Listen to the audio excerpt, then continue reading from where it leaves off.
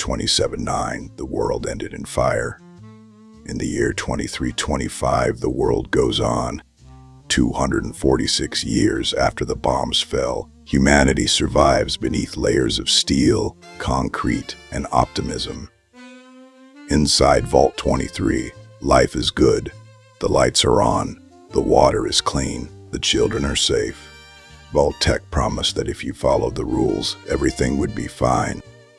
And for the people of Vault 23, it is.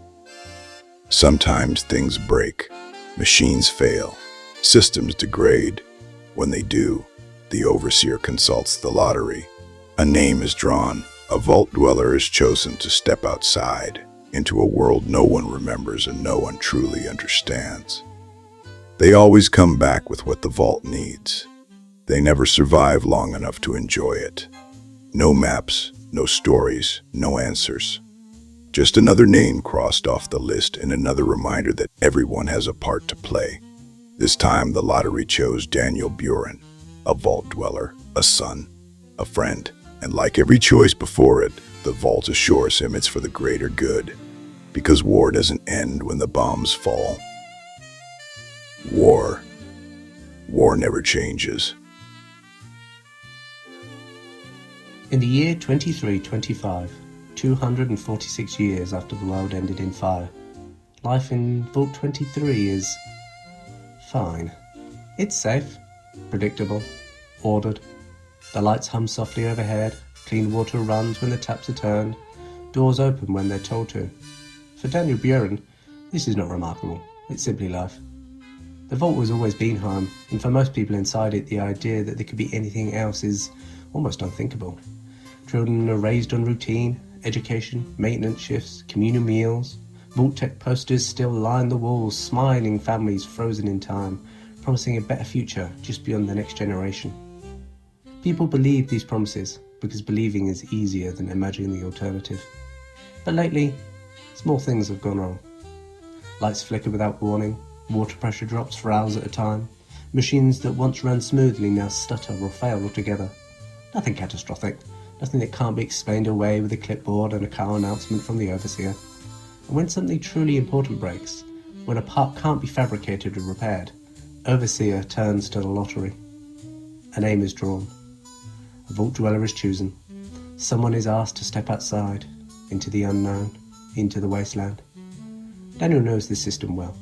He has lived with its consequences his entire life. His mother died giving birth to him, complications the Vault doctors could not fix. His father raised him alone, at least for a while. On Daniel's first birthday, the Overseer came calling. A power coupling had failed. The Vault needed a replacement. His father's name had been drawn. He left behind a card and a letter. Words meant for a child too young to read them. He returned with the power coupling, but he did not survive long enough to see his son grow up. Daniel grew up an orphan, adopted by another family in the Vault. They had a daughter named Mel. She became somewhat of a sister. She was closest friend, his confidant, the one person who understood what it was and what it meant growing up in the Vault that might one day take everything away from you. They grew older together, learned the routines, learned the rules, learned not to ask too many questions. When they were 20, the lottery was drawn again. This time, Mel's name came up. She left with the same assignment Daniel's father had been given, a power coupling, one simple task for the good of the Vault. She smiled when she left, promised she'd be back, promised she'd tell him the stories of the outside, but she never returned. A year later, on January 31st, Daniel's 21st birthday, the Overseer called another assembly. The lottery machine whirred, and the room went quiet, and Dan Buren's name was drawn. His assignment was simple: retrieve a power coupling, keep Vault 23 running, succeed where so many had failed before him. He packed what he was given, which was almost nothing. A small knife, a few basic supplies. The Vault was running low. The Overseer offered quiet reassurances that everything would be fine. As Daniel stepped through the Vault door, sealing it behind him, he noticed something waiting just outside. A small package. Inside, a telemeter pistol, a handful of bottle caps, and a postcard. On the back was a symbol Daniel knew well, One Mel used to draw on all of her notebooks, on walls, on scraps of paper when she thought no one was looking. And a short message. It's not what it seems. Find me. M. The card named a place, Megaton. Daniel had never heard of it, and so he took his first steps into the wasteland. The world outside was quiet in a way that the vault never was. No hum of machinery, no distant voices, just wind, rust, and the remnants of a civilization that had destroyed itself centuries ago. Days passed as Daniel walked. He followed cracked roads and broken signs, guided more by instinct than knowledge, and eventually he came across a small, crumbling building. A super-duper mart. A place that once promised abundance and convenience. Inside, shelves lay bare, scattered with debris and old advertisements. Daniel found a few usable supplies. Then he found the ghouls. They moved with jerking, unnatural motions. Once human, now something else. Daniel fought them off, heart-pounding with every swing of his knife or shot of his gun, a reminder that the vault had not prepared him for this world. When danger passed, he found it. Nuka-Cola. Cold, sweet, glowing faintly in the dim light. He drank it without hesitation and fell in love. Each bottle carried a sticker, a small piece of colour in a grey world. Daniel peeled it off and carefully tucked it away. A small habit, a small comfort, something worth collecting. After days more travel, he reached Megaton, a town built around an unexploded nuclear bomb. People lived, traded, and argued in its shadow, as if daring the past to finish what it once started. Daniel asked about Mel, but no one recognised his name, so he asked about work. Megaton offered him a few choices. The Little Horns, a military outfit, claimed to protect the town. They wanted his service, but he declined. Mojave Express, they needed an old train station cleared. Happy Trails Caravan Company needed a radio tower restored and a missing group located. Daniel accepted what he could. Caps mad. Information mattered more. On the road, he encountered a small eyebot that began to follow him. It whirred, it beeped, occasionally issued warnings Daniel didn't yet understand. He named it Old Rusty. He ignored most of its warnings, but apparently they were given for good reason. Raiders captured him soon after. Chains, laughter, the stink of blood and rust. Daniel escaped by force and desperation, finding a hardened 10mm pistol in the process. It felt heavy in his hand, reassuring. Eventually, he reached the radio tower. Old, rusted, still standing. He'd powered it on, static filled the air. And then, voices. Signals reaching out into the wasteland, proof that others were still out there, searching, surviving, hoping. Daniel returned to Megaton. He turned in his jobs, brought supplies, and gathered what little information he could. New leads emerged, a truck stop in the northeast, an old store in the west, possible clues about Mel, possible paths to a power coupling. The wasteland stretched endlessly before him, and Daniel stepped forward.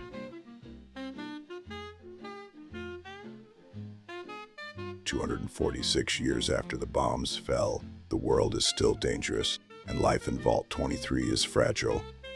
Daniel Buren, orphaned by the wasteland, was chosen by the Vault Lottery to leave his home in search of a power coupling, a vital component for the Vault's survival. He stepped into the unknown, faced ghouls, discovered his first Nuka-Cola, and arrived in Megaton, a town built around an unexploded nuclear bomb. There he met factions, accepted his first missions, and found a mysterious eyebot he calls Old Rusty. He fought raiders, powered an old Boscom radio tower, and gained his first leads toward both the elusive power coupling and the trail of his lost friend, Mel. With Megaton behind him, Daniel Buren sets out once more. The town fades quickly away, swallowed by distance and dust. The wasteland stretches endlessly in every direction, a vast, open scar across the earth. Broken highways cut through the land like fossilized rivers. Burnt-out cars sit where they died, half buried in sand and time. The sky feels too big, too empty. This was not the world the Vault had prepared him for. Daniel works for days. He learns the rhythm of the wasteland, when to move, when to hide, when to stop and listen. The quiet is deceptive. Wind howls through twisted metal, something skitters just out of sight. old Rusty hums softly behind him, occasionally issuing warnings Daniel still doesn't fully understand, but he heeds. His first destination lies ahead. An old train station, a job assigned by Mohave Express. The station is a skeleton of rusted beams and shattered glass. Tracks vanished into the horizon, leading nowhere. Once, people stood here waiting for departures that mattered. Now, only echoes remain. Inside, Daniel moves carefully, supplies scattered among debris. Old crates, forgotten language, and then the ghouls. They emerge slowly at first, drawn by sound and movement. Their skin hangs in tatters, their faces frozen in expressions that might have once been human. Daniel fights them one by one. No panic, no wasted motion. Every encounter teaches him something new. How they move, how they fall, how close is just too close. When the last ghoul collapses, Daniel stands alone in the silence, breathing hard. He gathers what he can carry and leaves the station behind. Beyond it lies a small store, half collapsed, but still standing. Inside, it's something unexpected. A ghoul, but a ghoul who speaks. He calls himself the Radiation King, and unlike the others, his eyes are alert. His voice is clear. He remembers who he is. He talks of the old world like it still matters. He offers information, but not freely. He wants something in return. A tape, a game from before the war. Nuka Tapper, supposedly located in a crashed plane nearby. Daniel agrees. It's the only bit of information that you can possibly get. Something that might be useful. The journey takes him across scorched highways and into a national park reclaimed out of decay. Trees grow twisted and blackened, old signs warn of dangers long irrelevant. Daniel moves cautiously, avoiding ambushes, skirting the edges of danger rather than charging through it. At the plane wreck, he finds the tape, and trouble. Movement in the distance. Shapes that watch but never quite reveal themselves. But Daniel doesn't linger. He takes his prize and he leaves. And when he returns, the Radiation King keeps to his word. He speaks of Robco terminals, of Vault-Tec systems, of power couplings manufactured before the war and distributed across the vaults like pieces on a board. The wasteland begins to feel less random, more intentional. Something planned this world, something built it to function long after everything else fell apart. And so Daniel's lead takes him underground. Vault 9. Hidden beneath the rubble and forgotten stairways is an entrance easy to miss. Inside, the vault is pristine. Too pristine. Lights still work, floors gleam, and yet there are no voices answering his calls.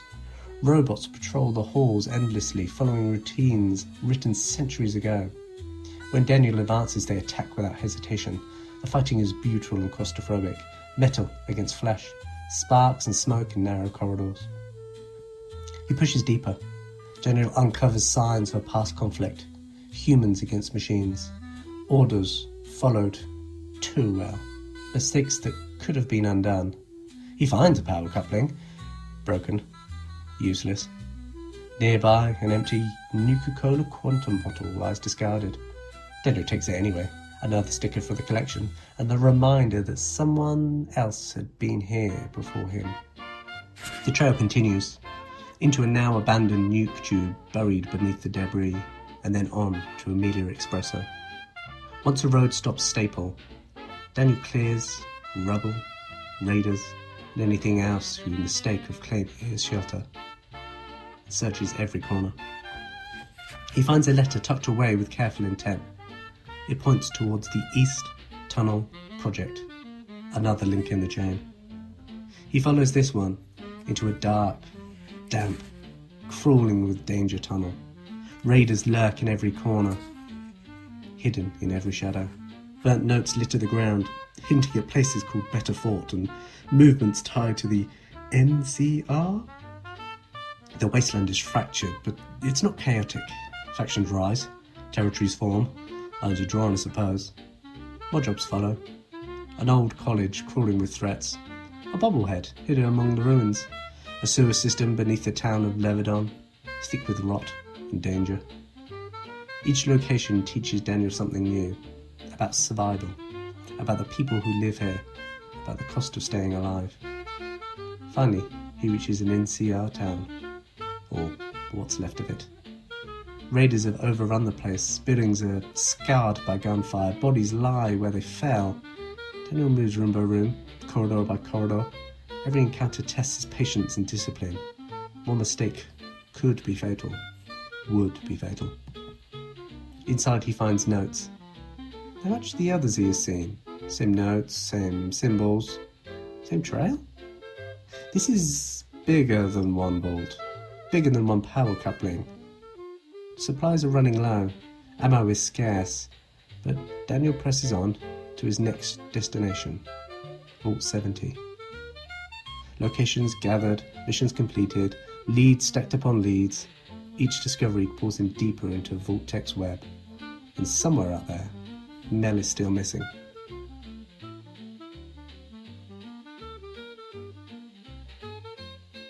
Daniel Buren has survived the Wasteland's early dangers. He has cleared raider hideouts, met the talking ghoul known as the Radiation King, and traced the trail of pre-war power couplings. Vaults, abandoned towns, and long-forgotten highways have tested his courage, but his journey is far from over. Vault 9 revealed the deadly legacy of man and machine. Clues point to Amelia Expresso, Beta Fort, and NCR activity. Megaton remains behind him as Daniel follows these leads, gathering information, surviving encounters, and growing ever closer to the truth about Vault-Tec, the power couplings, and the fate of his friend, Mel. Daniel Buren moves east. The land changes slowly as he travels. Hills rise and fall, roads crack and vanish beneath the sand. Vault-Tec's presence becomes more obvious the further he goes. Old signs, faded logos, half-buried checkpoints pointing towards a place he's never meant to have found. And his destination is Vault 70. But the site's unfinished. Dug from the earth, but never sealed. Exposed tunnels gape open like wounds in the ground. Equipment lies where workers abandoned it, frozen in place the day the world ended. Posters still cling to walls, curled with age. They advertise the Vault-Tec promise of safety and order. Some of them even advertise a nuclear world. And scratched into the margins of more than one poster is a familiar symbol. Simple, childish, instantly recognizable. Mel has been here. Daniel searches carefully, moving deeper into the site. But a misstep sends the ground giving away beneath him. He falls, tumbling into darkness, landing hard among crates and scrap. He has fallen into a vault, of sorts, but not one built with care. This structure is made from transit boxes weld together in a desperate attempt at safety. A vault built wrong. No systems, no power, no life, just empty corridors and echoes of mistakes made too late. There's no power coupling here.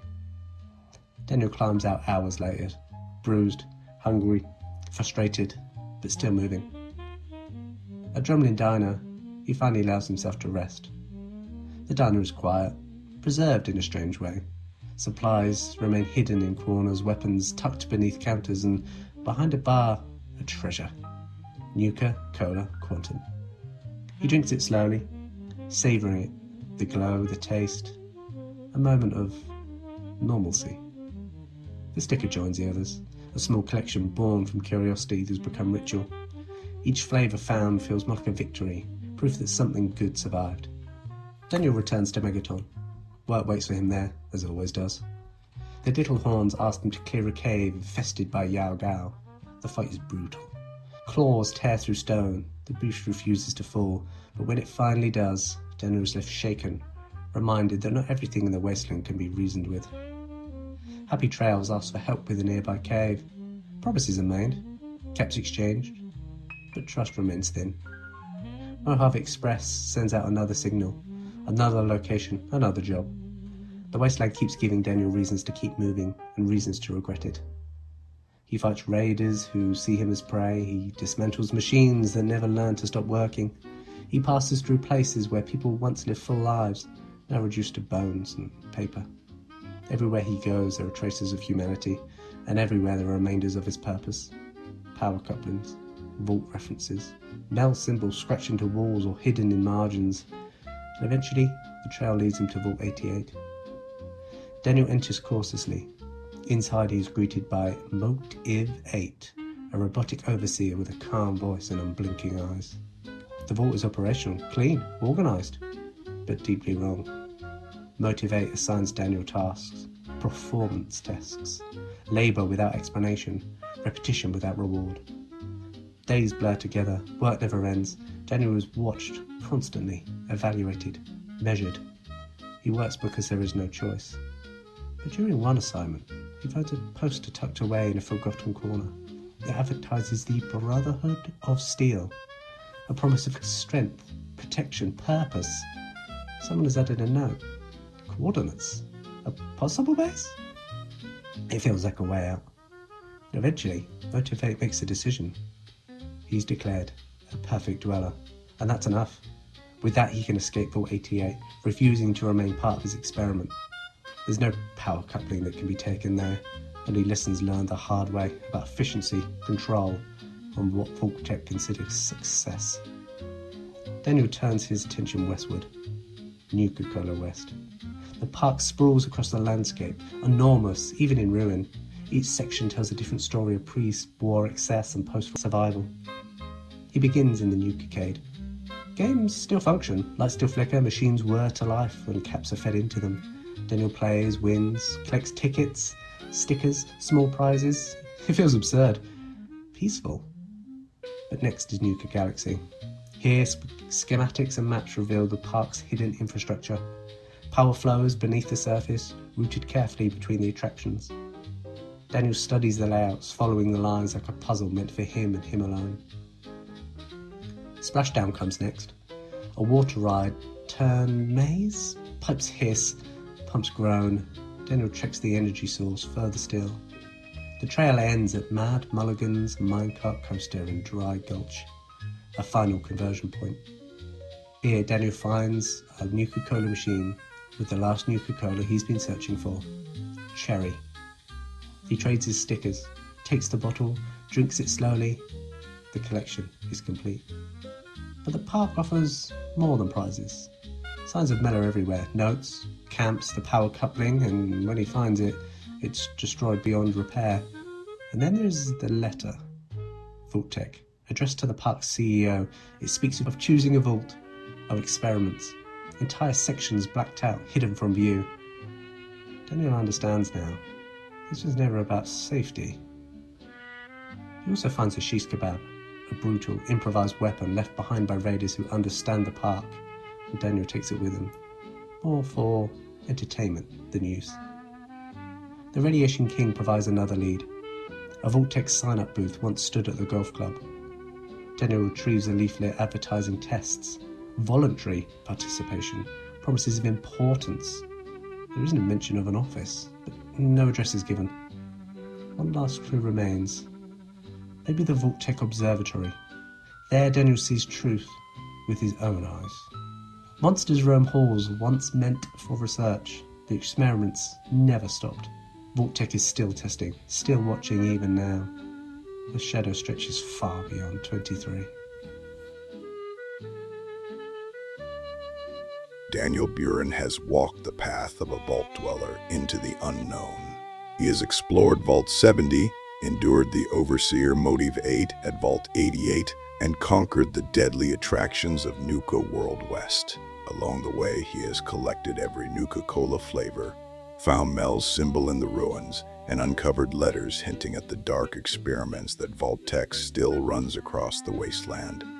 The stakes are higher than ever. Daniel's journey has brought him to the doorstep of a truth that will reveal the experiments, the fate of his friend, and the future of Vault 23 itself. Daniel Buren moves with purpose. The Radiation King's clues have led him here, to Vault-Tec itself, the offices, the observatories, the hidden vaults between ruins of a forgotten world. Every step forward feels like a step into history and into danger. Vault-Tec's experiments are real. The halls are alive with movement, but not human origin. Monsters roam freely where men once stood, supposed to work. Machines operated with intelligence and purpose far beyond mere programming. Human voices are absent, replaced by mechanical hums, rattling doors, and a distant echo of footsteps that may belong to someone or something. Each clue tightens the web around Vault 23 and the other vaults. Daniel sees patterns now, connections that he could never have imagined. Vault Tech is still testing even now, more than 2 centuries after the bombs fell. The scope is overwhelming. The trail leads him underground to the basement of a Vault Tech headquarters. Here lies the hidden secondary vault, a place reserved for the CEO only. But access isn't going to be simple. Daniel must navigate a series of challenges, each demanding cleverness to resolve. A super mutant, cleverer than most humans, running the Ironcoin company, offering help, but never freely. A key, buried in the basement of a local station, left to decay, yet preserved by intention. Codes, held by a mayor transformed into a robot, a grotesque reminder of power and control. Every step tests him. Danger lurks in every shadow. Traps, alarms, and guardians challenge him physically and mentally. Daniel moves with precision, careful, patient. He cannot afford mistakes. Not now. Finally, he enters the secondary vault. The final trial awaits. Death blows strike from hidden mechanisms and hidden monsters. Guardians fall silently and suddenly. Every corridor, every room is a test of his skill, endurance, and wit. Then, a revelation. Signs that Melis been here too. Personal items, subtle hints, that mark on the wall still. She walked these halls before him, and there it is. A working power coupling. The object that started the journey, now finally in his hands. Relief mixed with grief, triumph with sorrow. And in the same room lies a letter. Vault Tech's own document. The experiments once hidden are now clear. Vault 9. Dwellers paired with robust assistants. Vault 70. Jumpsuits designed to degrade after 6 months. Vault 88. A productivity-boosting robotic overseer. And Vault 23. A dweller sent every 2 years. But in practice, more often than anyone should know. Daniel reads, reflects, understands the scale and feels the weight of human ambition, of secrecy and of control. Questions persist. Why does his vault send people out more often than necessary? Who is orchestrating this? And the deepest ache, where's Mel? The journey does not end with answers. It ends with a choice. Almost a year has passed since he left 23. He prepares a package for the next Vault Dweller. A working power coupling, a note explaining all that he has discovered, and his journal filled with sketches, observations, and the story of one person's struggle to understand a broken world. He leaves the package outside the vault, the final message, a testament, a warning. Daniel steps back from the door. The wasteland stretches endlessly before him. The sun dips lower, painting the ruins in gold and shadow. He survived monsters, machines, the weight of secrecy, and he has the power coupling, he has knowledge, and he's learned the cost of curiosity. The next Vault Dweller would choose. Perhaps they will find Mel. Perhaps they will uncover even more secrets. Perhaps they will just return, power coupling in hand. With the power coupling now handed over, the vault will endure. The lights will stay on. The doors will remain sealed. But the experiment continues. Because the vault was never meant to save everyone, it was meant to see what they would do when asked to give everything. War doesn't end when the bombs fall. War never changes.